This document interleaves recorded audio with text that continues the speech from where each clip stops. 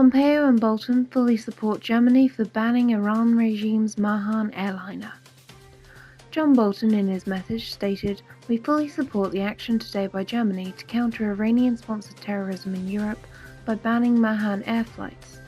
Mahan Air exploits commercial air to support Iranian terrorism by transporting operatives, weapons and funds throughout the Middle East and beyond."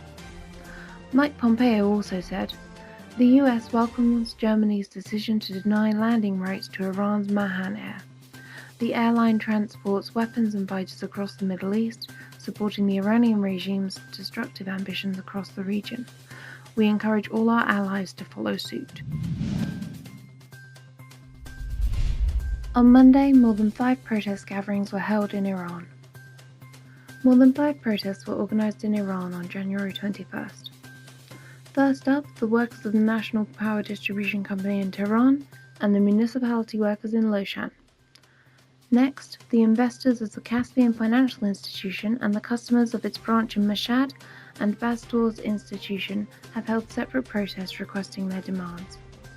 Moreover, 300 workers of the Nishabur municipality have 30 million Toman, approximately $3,000 unpaid wages each.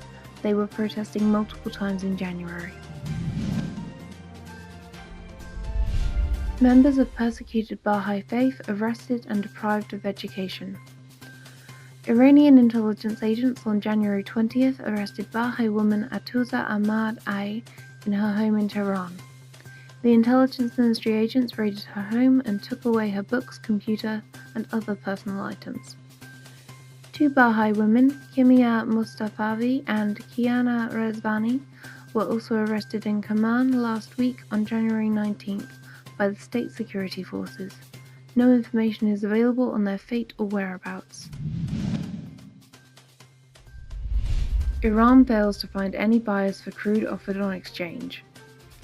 Iran failed to find any buyers on Monday in its latest attempt to sell oil to private companies for export on the energy exchange, state media reported, in a setback to Tehran's efforts to bypass US sanctions.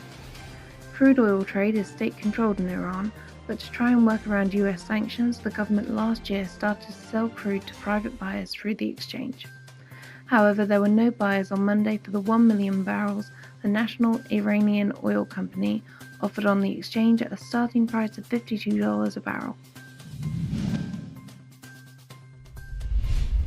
Iran not invited, Russia snubs meeting over Iran concerns. Poland's foreign minister says Iran has not been invited to an international conference on the Middle East next month in Warsaw, while Russia has declined the invitation. Minister Jacek Zarpatowicz said in remarks published Monday that Iran's presence would have hampered talks because the language that Tehran uses is hard to accept. He said Russia has advised that it will not participate either.